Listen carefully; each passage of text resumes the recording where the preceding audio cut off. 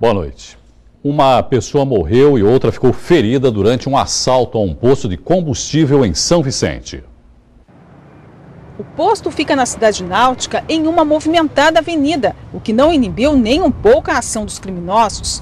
2 frentistas trabalhavam no momento do crime. Eles contam que um carro com 5 rapazes chegou como se fosse para abastecer. 3 deles desceram, vieram até esta loja de conveniência e anunciaram um assalto. Só que não poderiam imaginar que um policial militar fosse chegar no posto. Houve troca de tiros. As marcas foram parar nesta loja que fica do outro lado da rua. Estão na porta, na vitrine e em até algumas peças. 2 pessoas foram atingidas. Um dos suspeitos e uma mulher de 44 anos que passava na hora e não resistiu. Investigadores do 1º Distrito Policial estiveram no posto. A intenção é buscar as imagens do circuito de segurança para tentar identificar os criminosos, já que esta não é a primeira vez que o local foi invadido. No início do mês, uma quadrilha com pelo menos 7 pessoas chegou para explodir o caixa eletrônico. O policial militar William Alexandre dos Santos, de 24 anos, que estava no posto, levou um tiro no peito e morreu na hora. O parceiro dele também ficou ferido. Por enquanto, ninguém foi preso. Aconteceu hoje no Fórum de Santos a última audiência do caso Bruna. A jovem de 25 anos foi morta num acidente de trânsito na Avenida da Praia em 2010. A audiência começou às 2h30 da tarde. 3 testemunhas, 2 de defesa e 1 de acusação foram ouvidas no Fórum de Santos. Entre elas estava um motoqueiro que presenciou o acidente. Estava no outro lado da avenida e viu que o automóvel conduzido pelo acusado vinha em altíssima velocidade, não respeitou o sinal vermelho, onde as vítimas estavam paradas regularmente com a sua motocicleta, e ele acabou batendo por trás na motocicleta, matando a moça que estava na garupa e ferindo o rapaz, que era o condutor. O caso aconteceu no dia 25 de setembro de 2010. Bruna estava na garupa da moto do namorado. O casal estava parado no sinal vermelho na Avenida Presidente Wilson, no Gonzaga, quando foi atingido na traseira por um carro dirigido por Adriano Augusto Martins, de 54 anos. A jovem foi arremessada longe e morreu dias depois com traumatismo craniano. Segundo o laudo pericial, o acusado dirigiu o veículo em velocidade acima da permitida pelo local. O exame médico realizado no empresário aponta que a quantidade de álcool era 2 vezes superior ao permitido por lei. Foi uma fatalidade, um acidente de trânsito, onde qualquer pessoa de bem que num jantar tenha tomado uma taça de vinho pode se envolver no acidente. A se levar adiante a conclusão de que o fato de ter bebido imputa em risco, ou melhor, assume o risco de um resultado, nós vamos dizer que todas as pessoas que dirigiram um veículo depois de ter ingerido bebida alcoólica, em tese, praticou uma tentativa de homicídio. O juiz agora vai decidir se o acusado vai a júri popular. Anderson Rodrigo da Silva, de 19 anos, foi executado na madrugada de sábado em Santos, na Vila Matias. A polícia ainda não sabe quem cometeu o crime. 4 horas depois, já de manhã, um homem invadiu um ônibus na Rua Uruguai, no mesmo bairro, e ordenou que os passageiros descessem. Em seguida, colocou fogo no veículo. O acusado foi encontrado pela polícia com uma garrafa de gasolina e confessou o incêndio. Ele tem 10 passagens. Os crimes podem estar relacionados, segundo a Polícia Civil. 4 homens e um menor foram atingidos por tiros em Guarujá. Os crimes aconteceram no final de semana em bairros diferentes, com intervalos de 20 minutos. Um dos casos foi na Avenida Brasil, na Vila Edna. Segundo testemunhas, 2 homens estavam perto de uma padaria quando foram atingidos por tiros. As vítimas foram levadas ao PAN da rodoviária. Neste outro bairro, Santo Antônio, outros 2 rapazes foram alvejados. As 4 vítimas não correm risco de morte. O que intriga os policiais é que as 2 tentativas de homicídio ocorreram na mesma noite, em bairros muito próximos e praticamente da mesma maneira. Os tiros foram disparados de dentro de um carro com cor escura. Por enquanto, a polícia não tem suspeitos. Moradores de um prédio de Santos levaram um susto. Parte do piso do estacionamento cedeu. A causa do problema pode estar na construção ao lado. O prédio fica no coração do Gonzaga. Dona Maria Helena estava em casa quando, de repente, escutou um barulho. Eu estava cozinhando e eu senti que o gás interrompeu. Porque aqui é gás, lá atrás tem aqueles botijões, gás encanado, né? Eu olhei na janela da cozinha e vi desmoronando todo a estrutura do corredor. Ali passa carro. Você já pensou se tivesse um carro passando na hora? O carro ia de embrulho. O resultado foi esta cratera aberta bem no estacionamento do prédio, que tem 136 apartamentos. Todos os veículos são obrigados a passar por aqui e com a tubulação de gás rompida, o jeito foi improvisar. Os moradores acreditam que a culpa é desta obra que fica bem ao lado. No local está sendo construído um prédio e a síndica afirma que no momento do acidente, os trabalhadores escavavam embaixo do muro. Como a construção ainda está no início, os moradores temem que outros problemas surjam. Já aconteceu várias trincas nos apartamentos, levantando o piso dos apartamentos, vazamento. Sempre vazamento nas unidades. Eu sempre falo para eles que todos esses prejuízos que estão causando nas unidades, no prédio, é em consequência da obra, mas eles não querem assumir. Em nota, a construtora Odebrecht informou que o acidente foi provocado pela chuva e pelo vento. Disse que mantém diálogo com os moradores do condomínio atingido e que está definindo e implementando as medidas necessárias para a correção do problema. Bicicletas personalizadas e raridades de décadas passadas estão numa exposição bem interessante em Santos. Nos anos 80, quando se pensava em bicicleta, era esse o modelo que vinha à mente. Hoje, vista como raridade, a Caloi já faz parte de uma exposição. A mostra Pedala Santos, que acontece no Poupa Tempo, também traz essa Peugeot de 1940.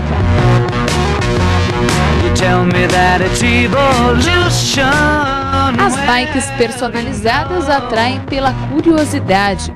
Esses 14 modelos, que incluem até patinetes, fazem parte do acervo de um colecionador da região. São bicicletas especiais que hoje dificilmente você encontra, não só na cidade, mas em todo o Brasil. Para se juntar tanta bicicleta assim, ou a pessoa tem que gostar muito de bicicleta, né? Ou ter um carinho enorme para recuperar tantas bicicletas antigas assim. A exposição homenageia o Dia Mundial da Bicicleta, que acontece no dia 19 desse mês. Para conhecer tudo isso de perto, basta visitar o Poupa Tempo em Santos, até a próxima sexta-feira, das 10 da manhã às 5 da tarde.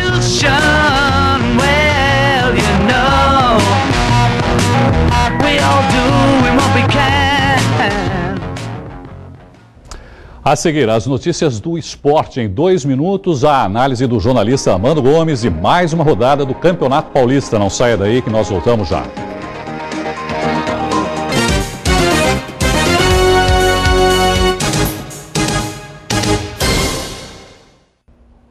Futebol. Em noite de Neymar, o Santos rebaixou a União Barbarense. Veja os gols. O Santos abriu o placar aos 7 minutos. Cícero dá um lindo passe para Neymar, que bate no cantinho. Aos 26, o Peixe amplia. Guilherme cruza e de novo Neymar é quem finaliza, 2-0.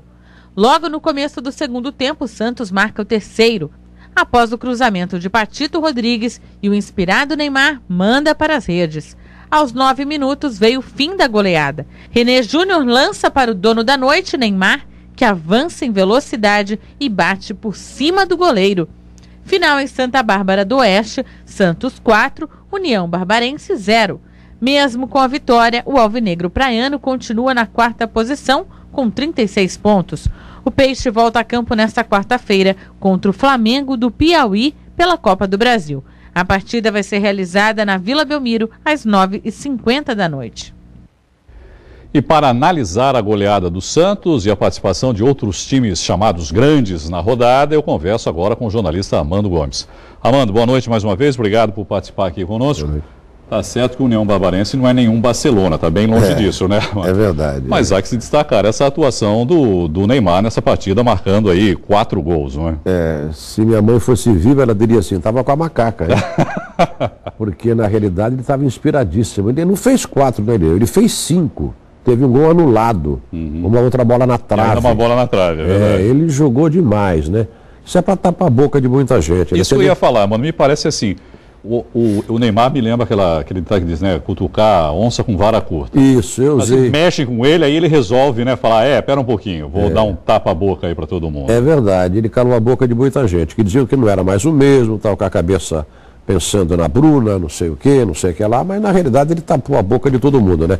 Fez 4, um anulado, outra bola na trave, e já no outro jogo, onde o Santos empatou 2-2, os 2 gols saíram de uma obra-prima dele, que deu os 2 passes, né? Ele deu o gol, né, praticamente. Exatamente. Terminasse hoje o campeonato, Armando, o adversário do Santos seria o Palmeiras nas quartas de final, mas ainda falta uma rodada, né? Porque o 4º colocado pega o 5º, o primeiro pega o 8º, o segundo pega o 7º, o terceiro pega o 6º. Essa é a ordem cronológica. Agora, acontece o seguinte, que temos uma rodada ainda, né, Irineu? Temos a 19ª rodada. Dependendo dos resultados... Que será só no próximo domingo, né, Armando? E o detalhe é que todos os jogos domingo serão no mesmo horário, todos coincidentemente às 4 da tarde, para não haver... manipulação, nada, né? Ninguém. Então é tudo no mesmo horário. Mas sabe, sempre tem aquele jeitinho, né? Entra mais tarde, atrasa na hora de entrar em campo. Atrasa no segundo tempo, né? Aquelas coisas que brasileiro, né? Bom, o Corinthians perdeu para o Linense em Lins 2-1, foi de virada, né? O Corinthians saiu na frente, acabou tomando depois a virada, 2 gols. As más línguas estão dizendo que é para fugir do confronto direto contra o Santos já nas quartas. Você acha? Você acredita nisso? Não acredito nisso. O Corinthians jogou realmente com uma equipe não reserva, mas uma equipe mista. O Linense saiu perdendo 1-0, né? Depois o Corinthians empatou o Linense empatou, já que saiu perdendo, e o próprio Linense fez o segundo gol. Quer dizer, 2-1, vitória justa. O Linense jogou com muita raça, muita fibra. Era vida ou morte para o Linense, né, Armando? Para ainda manter qualquer chance de se classificar entre os 8, tinha que vencer essa partida de qualquer jeito. E ganhou por 2-1. Foi justa, não foi um resultado achado, foi um resultado justo. No segundo tempo, o Linense foi bem melhor que o Corinthians e mereceu ganhar. Bom, o São Paulo, que é o líder isolado, já com a primeira posição aí garantida, acabou também perdendo com o time reserva, jogando no Morumbi por 1-0 para o 15 de Piracicaba, mano. O São Paulo está na sombra, como a gente chama, né? Está na sombra, porque na realidade ele está já classificado, já é o primeiro lugar, ninguém pode alcançá-lo, e a cabeça do São Paulo está toda ela calcada na Libertadores da América, né? Você vê, aí foi o único gol da partida, gol do 15 piracicabano. Com esse resultado, o 15 acabou fugindo completamente do descenso, né? E o São Paulo está com a cabeça realmente voltada para a Libertadores da América. E não tem uma tarefa fácil, né? Não tem tarefa fácil, porque tem que ganhar do Atlético Mineiro e ainda aguardar por um resultado do Strong, né? Não é mole, não. O Atlético não perdeu para ninguém até agora, né? 100% de aproveitamento. Apesar de jogar no Morumbi, acho que o Atlético ainda é favorito mesmo assim, né? Eu acho que sim, porque o futebol é muito momento, é muito circunstancial. O momento do Atlético é melhor que o momento do São Paulo. Agora o São Paulo joga a partida dele da vida ou da morte, né? É tudo ou nada, é bola ou bolinho. Bom, Palmeiras jogou contra o Guarani, venceu, né, uma goleada 4-1, o jogo foi no Pacaembu. O Guarani que já está rebaixado, óbito, lamentavelmente, né? E ano passado... Que tem história, né? O Guarani é um time com história, claro, né? Se você lembrar, ano passado, ou seja, em 2012, né, disputou o campeonato com o Santos. E o Santos conseguiu vencer e, consequentemente, foi o campeão. Mas o Guarani acabou sendo rebaixado, já foi rebaixado da 2ª para a 3ª no Campeonato Brasileiro. Joga na Série C, né, do na Brasileiro. Série C. E agora joga na Série B do Campeonato Paulista. Foi para a 2ª divisão do Paulista e 3ª divisão do Brasileirão. Quem está ufanando isso tudo é a Ponte Preta, né? Que é a inimiga... Que não tem nada a ver com isso, né? Mas é a inimiga mortal, né? Ela está se deliciando. Isso é reflexo dos anos e anos de administrações lá do Guarani? Isso vem desde o tempo do Leonel, né? Isso vem desde o tempo... O Guarani não tem estrutura, o Guarani, cada campeonato faz um time, não tem estrutura, não tem a carcaça pronta, vive improvisando, o estádio está para ir para leilão, não paga há 2 meses os seus funcionários. A situação realmente é muito difícil. É uma pena, né? Porque quem conhece o Bugre Campineiro sabe que ele tem tradição. Já foi até campeão brasileiro em cima do Palmeiras. E hoje vive esse momento aí de Tremenda decepção. Três equipes já estão rebaixadas, né? Já está rebaixada a equipe do União Barbarense, o Guarani de Campinas e o outro, não me lembro agora. Há uma briga só pela 17ª posição, a 18ª, a 19ª e a 20ª estão definidas, já são 3 óbitos consumados. Bom, times de aluguel também, que a gente costuma dizer, né, Amanda? Exatamente. Monta o time para disputar o campeonato, depois desmancha tudo e aí só volta no ano que vem. Aí fica... É o que eles fazem, né? Erradamente. Aí fica muito complicado. Amanda, obrigado mais uma vez pela sua participação e boa noite para você. Obrigado. Mais de 100 atletas se reuniram neste domingo em Guarujá. Eles participaram da segunda etapa do Circuito 2013 de Triatlon da Santa Cecília TV. Mar mexido, sem boas condições de nado, fez pela primeira vez em 7 anos a competição se tornar duatlo na Praia da Enseada. 130 atletas de todo o país participaram da segunda etapa do 7º Circuito de Sprint Triatlon Santa Cecília. E nem mesmo o tempo encoberto, com temperatura de 19 graus, afastou os competidores. O nível está muito forte, é uma aceitação muito legal aqui dos atletas, até porque o Guarujá oferece uma estrutura muito boa, são 2 locais para pedalar, duas avenidas para os atletas pedalarem, né? E o asfalto maravilhoso, só que infelizmente as condições do mar não oferecem segurança não se brinca, então decidimos fazer um duatlo. Foram 2,5 km de corrida, 9 voltas, 20 de ciclismo e outros 5 de corrida. Entre os competidores, Marileide, que foi a primeira deficiente visual da América Latina a integrar competições deste tipo. Foi diferente, mas foi uma prova boa. No masculino, o Guarujá se destacou. Rodrigo Souza da Cunha chegou em terceiro, Fader Luiz em segundo e Nicolas de Almeida Cruz em primeiro. A primeira etapa foi a minha primeira prova do ano, estava voltando aos treinos, agora só colhendo os frutos do trabalho agora para o ano inteiro, né? Tudo começou nesse circuito de Santa Cecília. O meu primeiro triatlo foi aqui no Santa Cecília, que acontecia lá em São Vicente. Ainda a distância era um pouco menor, agora já está maior, mas está muito bom. No feminino, Luísa Ribeiro Cardoso chegou em terceiro, Lua Silva veio antes e Mônica Tavares, que na etapa anterior chegou em segundo, nesta subiu de posição. Treinei um pouquinho mais, né, nesse mês, teve um mês para treinar e a natação dessa vez não teve. Saí forte na corrida e consegui manter um ritmo bom, acho que o tempo ajudou também, não está tão quente hoje, né, então deu para fazer uma corrida mais forte. A terceira etapa do circuito ocorre no fim de junho, também em Guarujá.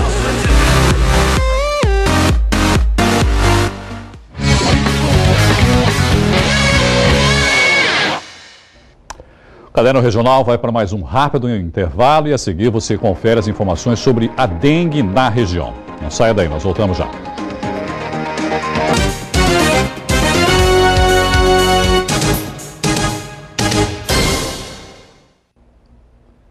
A dengue avança e mata na Baixada Santista. 6 casos fatais foram confirmados este ano. 4 em Santos, 1 em São Vicente e outro em Guarujá. Ao todo, mais de 11.300 pessoas já foram infectadas na região. Começou hoje a campanha nacional de vacinação contra a gripe. 7 milhões de pessoas devem receber a dose em todo o estado. A campanha começou nesta segunda e logo cedo a fila já era grande. Eu tenho alergia e sou fácil para resfriar, para gripar. Então eu já tomo uma prevenção, né? O senhor já tomou em anos anteriores? Sim. Como é que o senhor se sentiu? Normal. Eu acho que a imunidade do nosso corpo fica mais forte, né? Em toda a Baixada Santista, a expectativa é imunizar 346 mil pessoas. A vacina protege contra 3 tipos de vírus da gripe. Quem pode tomar essa vacina? Todos os idosos acima de 60 anos, crianças de 6 meses a menores de 2 anos, todas as gestantes em qualquer época da gestação, indígenas, trabalhadores da saúde e as mãezinhas que acabaram de ter neném até 45 dias após o parto. Todos os postos de saúde podem fazer a aplicação, que é de graça e ocorre até o dia 26 deste mês. Essa vacina tem algum tipo de contraindicação? Não, nenhuma. Só se a pessoa estiver com febre no dia e se teve alguma reação anafilática em dose anterior, como olhos inchados, boca inchada, garganta fecha, a pessoa não consegue respirar. Aí sim, se alguém teve esse tipo de reação, não deve estar tomando. A edição de hoje termina aqui pelo Santa Portal. Você continua bem informado. Tenham todos um ótimo início de semana, uma boa noite e até amanhã. Tchau.